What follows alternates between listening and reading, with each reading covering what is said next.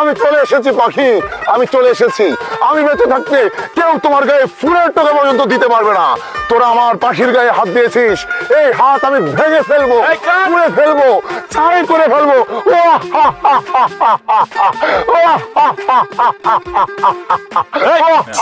কাক বলতেছি শুনতেছ? তোমার সংলাপ হইলো মাত্র 2টা, তুমি এতগুলো সংলাপ কোথা থেকে পাইলা? ভাই অনেক কিছু বলে দিলাম। না না, কেন অনেক কিছু তুমি বলবা? তোমার তো অনেক কিছু বলার কথা ছিল না, তোমার মাত্র 2টা সংলাপ, তুমি অনেক কিছু কেন বলবা?